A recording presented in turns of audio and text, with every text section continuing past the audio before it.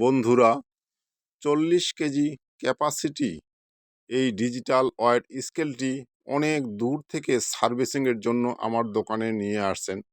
স্কেলটির problem, ওজন automatic run করে, ওজনটা উঠতে থাকে বাড়তে থাকে। দেখেন প্রবলেমটা, স্কেলটি চালু করলে ওজনটা অটো বাড়তে থাকে বা কমতে থাকে। এই সমস্যাটার জন্য নিয়ে আসছেন।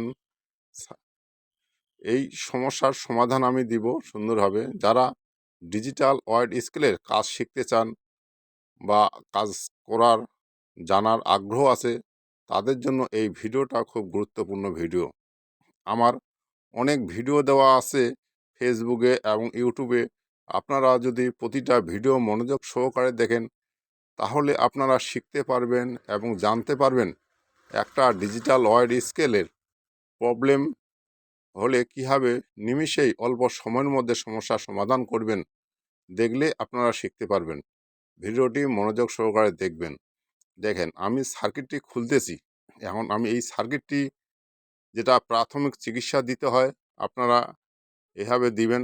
সার্কিটটি খুলবেন। আগে সার্কিটটি খোলার পর আগে এনসি থিনার, 1 নম্বর এনসি থিনার দিয়ে সার্কিটটি ওয়াশ করতে হবে। সার্কিটটি সুন্দরভাবে ওয়াশ করতে হবে, কারণ এই স্কেলের ভিতরে এঁদুর তেলাপোকা ঢোকার কারণে অনেক সময় সার্কিটগুলো শর্ট সার্কিট হয়ে যায়। পার্টসগুলোতে ময়লা বা ধুলাবালু জমে থাকলে এই থিনার দিয়ে সুন্দরভাবে ওয়াশ করতে হবে সার্কিটটি। আইসিটার মধ্যে সুন্দরভাবে পরিষ্কার করতে হবে। করার পর এখন হটগান দিয়ে সার্কিটটিতে হিট দিতে হবে। দেখেন, আমি যেইভাবে সার্কিটটার মধ্যে হিট দিচ্ছি, এইভাবে হিট দিবেন সার্কিটের মধ্যে। হিট দেওয়ার পরে স্কেলটি ঠিক হয়ে যাবে আশা করা যায়।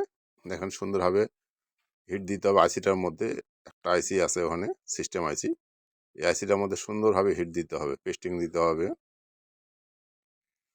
দেখেন, সুন্দরভাবে আমি হিট দিচ্ছি।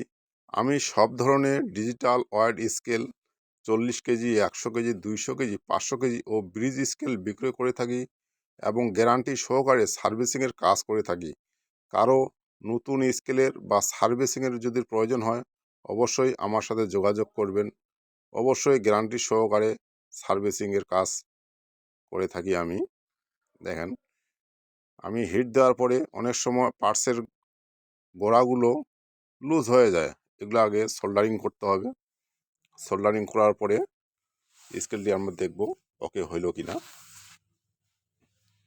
আমার প্রতিটা ভিডিও আপনারা মনোযোগ সহকারে দেখবেন। যারা নতুন একেবারে, অবশ্যই কাজগুলো আমার শিখতে পারবেন। একটা ডিজিটাল পাল্লা কি প্রবলেম হলে কীভাবে সমস্যার সমাধান দিবেন, খুব নিমিষেই এবং সহজভাবে। পাশে থাকবেন। দেখেন, সুন্দরভাবে আমি সোল্ডারিং করতেছি। এখন আমি স্কেলটি চালু করে দেখব স্কেলটি আমার 100% হইল কি না। দেন ডিসপ্লে কানেকশন দিলাম। এটা কিন্তু প্রাথমিক চিকিৎসা। যদি 100% গ্যারান্টি সহকারে কাজ করতে যান, তাহলে অবশ্যই এই সার্কিট মাদারবোর্ডটি পরিবর্তন করতে হবে। নতুন মাদারবোর্ড লাগালে কাজটা কিন্তু গ্যারান্টি সহকারে হবে। এটা সাময়িক বা প্রাথমিক চিকিৎসা দেওয়ার আমি তুলে ধরলাম।